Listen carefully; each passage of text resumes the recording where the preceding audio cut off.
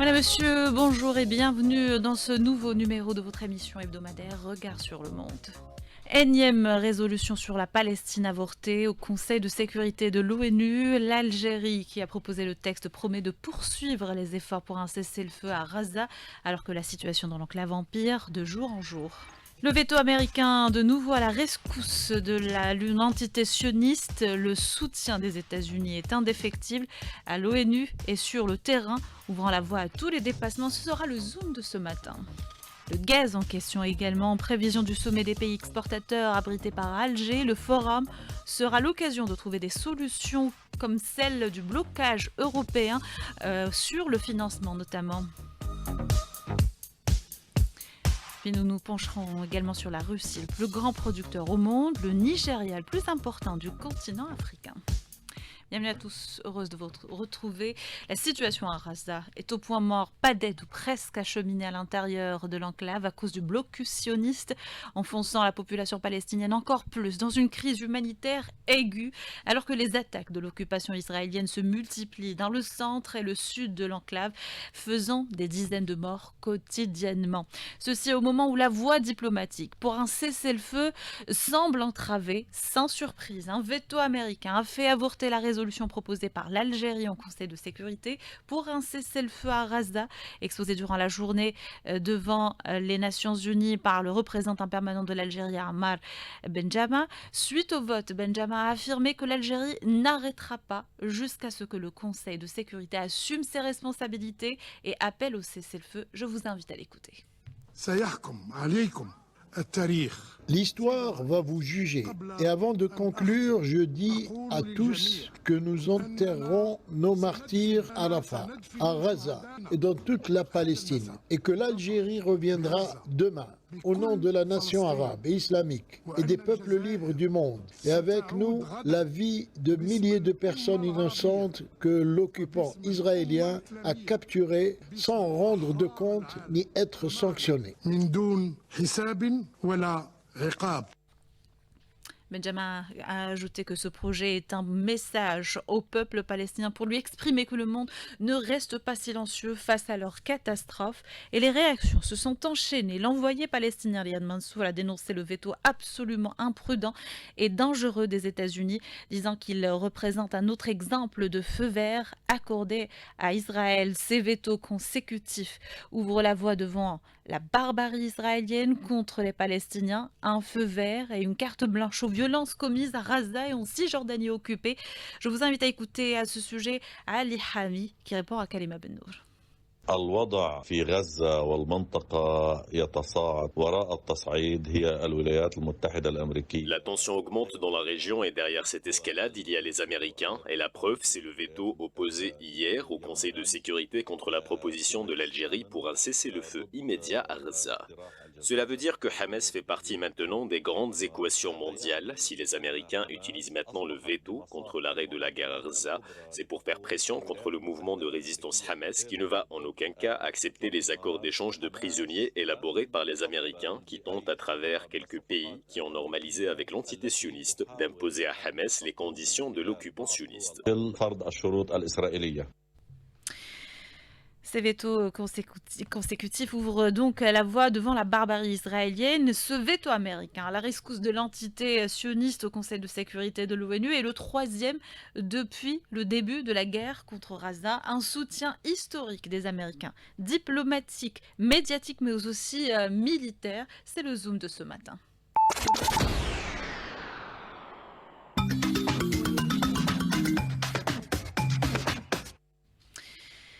C'est avec vous, Alias Telrini. Bonjour, Alias. Bonjour, Sabrina. Les États-Unis, le plus grand allié d'Israël, l'allié de toujours.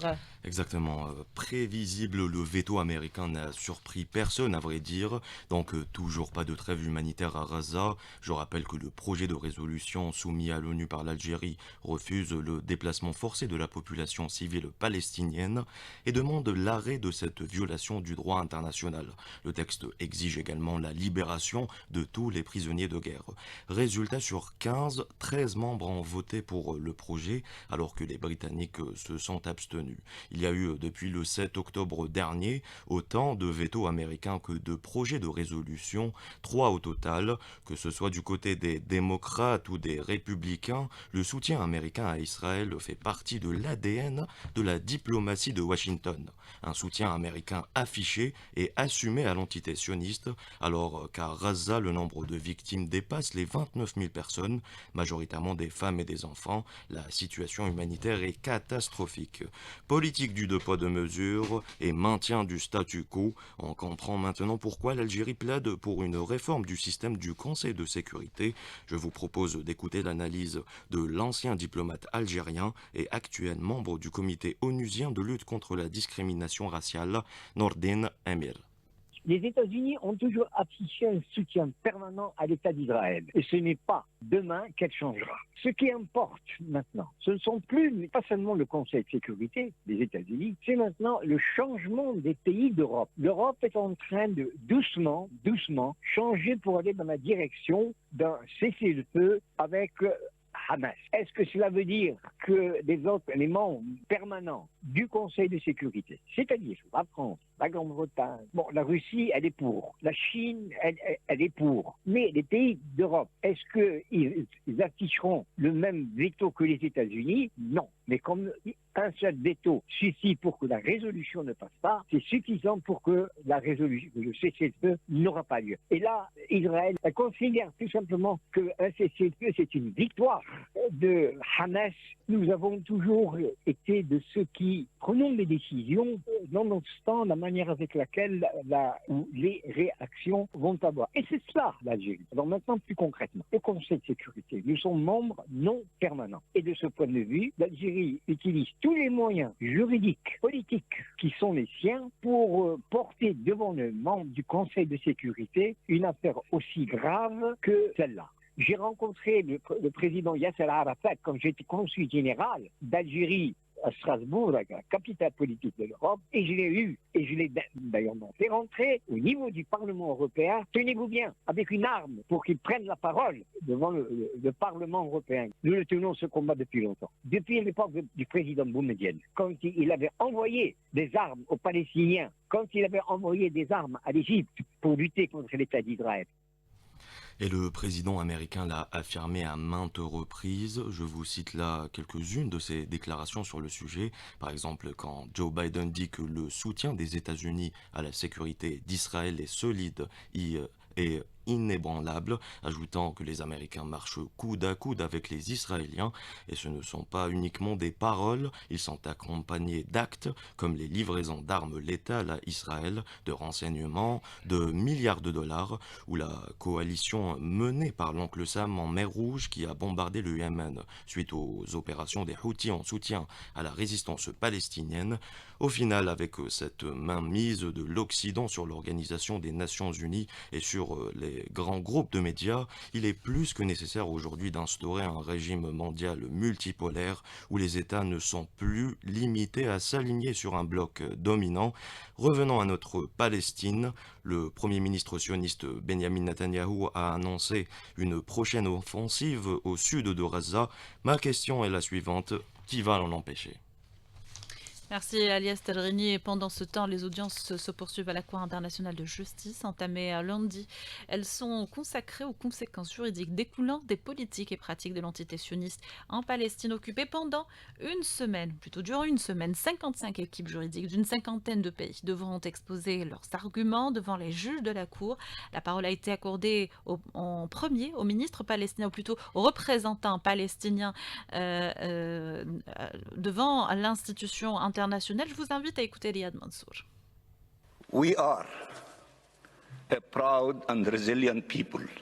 Pendant des décennies, le peuple palestinien a subi à la fois le colonialisme et l'apartheid. La seule solution conforme au droit international est de mettre immédiatement, inconditionnellement et totalement fin à cette occupation illégale. Nous sommes un peuple fier et résilient qui a enduré plus que sa part d'agonie. C'est totalement douloureux d'être palestinien aujourd'hui.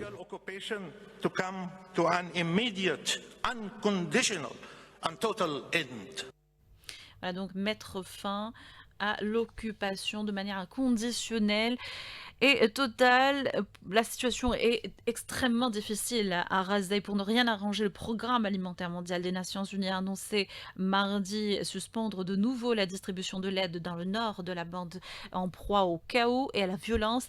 Le PAM avait déjà suspendu il y a 3 semaines l'envoi d'aide alimentaire dans cette partie ravagée après une frappe israélienne contre un camion d'une autre agence onusienne. Et parallèlement à l'agression sioniste, l'aviation sioniste a lancé il y a 2 jours plusieurs raids visant différentes zones du sud du Liban. La ville de Jabba a été visée dans la nuit. La veille, les villes de Yaroun, Kafr Kalla, la ville de Blida, Aïta et Shab, Houla, Raziyeh, autres régions ont été théâtres de frappes israéliennes qui ont causé la mort de plusieurs civils et des blessés. Des familles ont dû quitter leur maison. Les drones ennemis survolent la région continuellement à basse altitude. Les violences sionistes en hausse en Cisjordanie occupée également, où l'occupant israélien interpellé, emprisonné plus de 7100 Palestiniens depuis le 7 octobre dernier.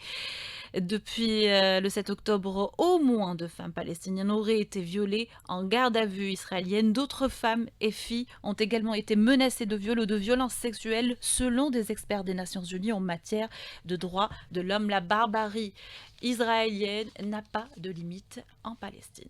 Le prochain sujet qui était Stella Assange, la femme du lanceur d'alerte Julian Assange. Le premier jour justement de l'audience relative au dernier recours contre l'extradition de Julian Assange vers les États-Unis s'est ouverte en l'absence de l'Australien de 52 ans poursuivi pour une fuite massive de documents confidentiels concernant l'activité des Américains en Afghanistan et en Irak et enfermé depuis 12 ans au Royaume-Uni, 7 ans réfugié dans l'ambassade d'Équateur, puis 5 ans détenu dans une prison de haute sécurité à Londres. Du matin au soir, mardi, hier, plusieurs centaines de manifestants se sont rassemblés devant la haute cour de justice en plein cœur de la capitale britannique. Pour beaucoup, c'est leur héros qu'ils sont venus soutenir. Je vous invite à écouter la femme de Julian Assange, avocate elle-même, qui revient sur cette affaire, qui justement s'adressait aux médias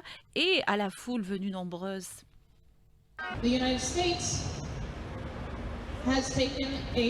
Les États-Unis ont engagé des poursuites politiques motivées par des considérations politiques à l'encontre d'un journaliste parce qu'il les a exposés en train de commettre un crime. Ce qui se passe dans cette salle d'audience, c'est de déterminer l'étendue de la dissimulation. Nous ne sommes qu'une poignée dans cette salle, mais vous connaissez les enjeux, vous comprenez de quoi il s'agit. Il s'agit de vous, il s'agit de nous, il s'agit du droit du public à savoir. Il s'agit du droit de s'exprimer librement sans être emprisonné, traqué et terrorisé par l'État.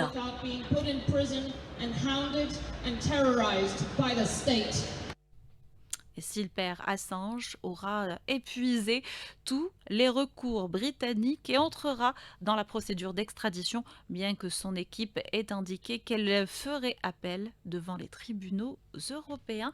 Affaire à suivre. On va parler gaz et sommet des pays exportateurs de gaz en préparation à Alger. Ce sera une occasion justement pour ces pays de trouver des solutions aux blocages européens. La Banque européenne d'investissement refuse de financer les énergies fossiles, dont le gaz. Entre décision politique et souveraineté énergétique, les pays producteurs devront se pencher sur ce sujet et devront ce sera lors du sommet d'Alger, trouver une alternative au financement des projets gaziers sont au cœur de ce forum. Alim Bourkadoum.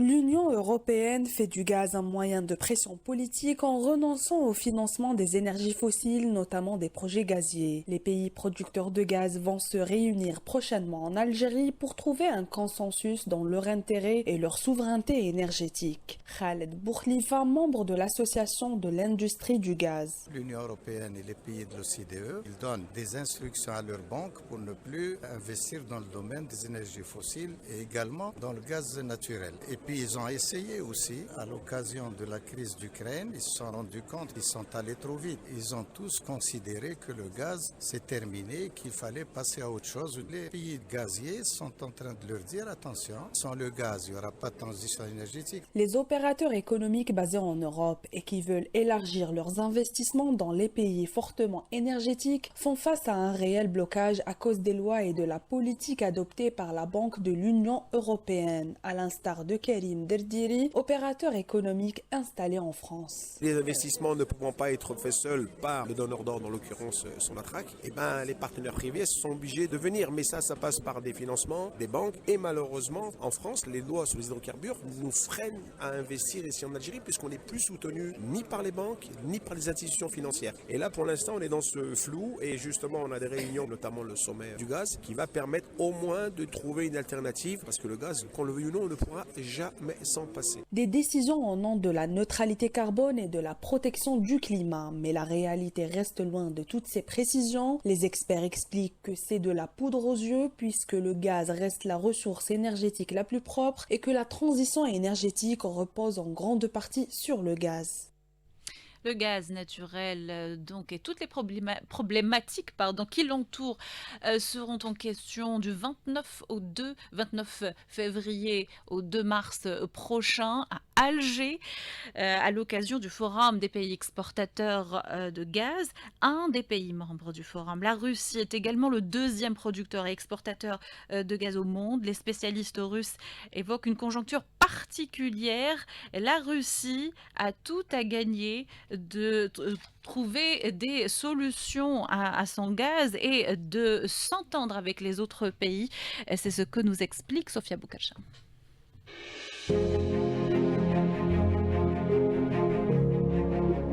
C'est le pays le plus vaste du monde. Occupant le nord de l'Asie et l'est de l'Europe, la Russie est le premier producteur de gaz naturel au monde. La Russie dispose des plus grandes réserves mondiales en gaz. Bardad Mendouche, expert international en énergie. Des réserves prouvées de 48 000 milliards de mètres cubes. En 2023, elle a produit 700 milliards de mètres cubes. Dans le nord, les espaces sont immenses, entrecoupés parfois par des gazoducs qui les longent fidèlement et qui font de la Russie le premier exportateur de gaz avec des chiffres records, environ 130 000 milliards de mètres cubes en 2023, et cela en dépit des sanctions. Le plus populaire en ce moment, celui baptisé la puissance de Sibérie, long de 3000 km pour arriver en Chine.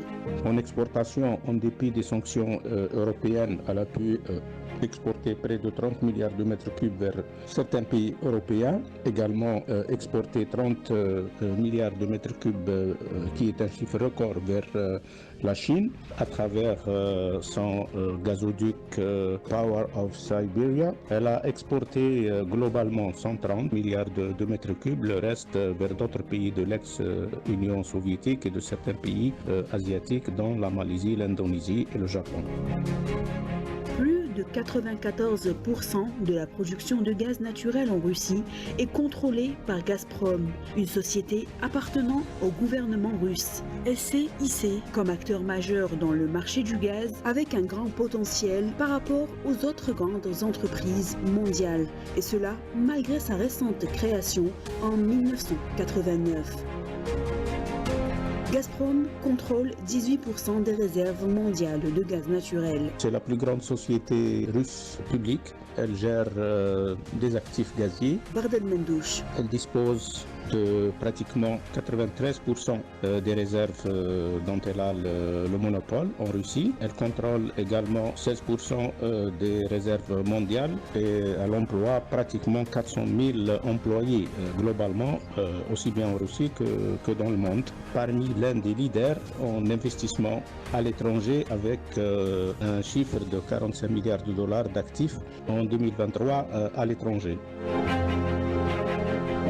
La La Russie représente à elle seule 20% de la production mondiale de gaz naturel. Quant au GNL russe, gaz naturel liquéfié, Elle dispose de plusieurs méthaniers pour le transport du GNL, où elle a un rôle important, notamment suite aux sanctions européennes. Elle a changé sa stratégie pour s'orienter vers le marché asiatique, gros demandeur de GNL, et également à travers ces terminaux de chargement de gaz qui existent au niveau de ces ports. il demeure tout aussi supérieur, avec plus de 32 millions de tonnes d'exportation par an.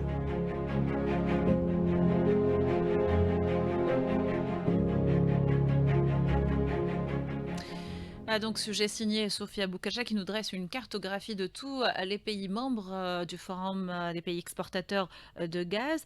Elle nous parle à présent du Nigeria, l'un des membres du GECF. Il est 3e exportateur du continent africain avec des réserves énormes, estimées à plus de 500 000 milliards de mètres cubes. Le pays souhaite développer davantage son marché gazier. Sofia Boukacha.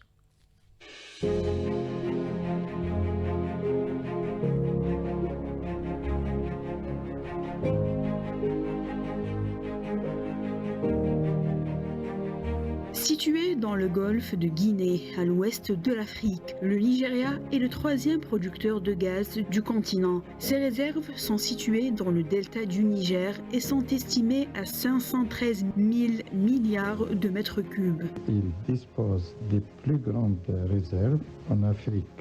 Il a des réserves énormes. Khaled Boukhlifa, expert en énergie. C'est à peu près 2 fois les réserves de gaz naturel conventionnel de l'Algérie. Côté production, le chiffre s'élève à plus de 45 milliards de mètres cubes environ. Le pays souhaite développer son réseau de gaz afin de mieux le commercialiser. Il souhaiterait justement trouver des partenaires pour pouvoir commercialiser son gaz parce que son réseau de gaz n'est pas développé et c'est pour cela qu'il a déjà commencé par s'associer avec des partenaires étrangers pour mettre en place des usines de liquéfaction de gaz naturel. Le Nigeria est l'un des principaux exportateurs mondiaux de GNL, gaz naturel liquéfié. Il exporte environ 19 milliards de mètres cubes. Ses livraisons de GNL ont pour principale destination l'Espagne, la France et l'Inde via Nigeria LNG, le port méthanier créé en 1989 et qui est situé plus exactement dans la ville de Boni. Depuis quelques années, en association avec des multinationales, et produit déjà du GNL qu'il commercialise. Il a bien entendu un port d'exportation de GNL. Le méga-projet gazoduc transsaharien reliant le Nigeria à l'Algérie est en cours de réalisation. Il est sur une distance de plus de 4000 km dans 137 au Nigeria. Il permettra de raccorder non seulement les champs gaziers du Nigeria à partir de Warri sur le fleuve du Niger au réseau algérien, mais aussi d'exporter 30 milliards de mètres cubes annuellement aux marchés mondiaux.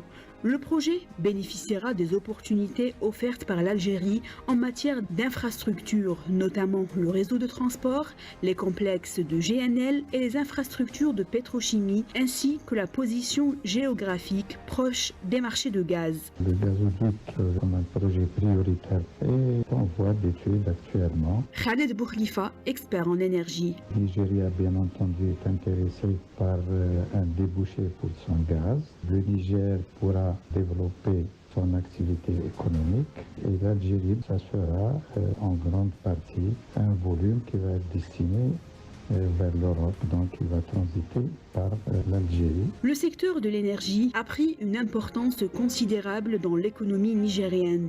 The Nigerian National Petroleum Corporation, créée en 1977, est la compagnie pétrolière nationale du Nigeria. Elle est considérée comme acteur majeur de cette industrie.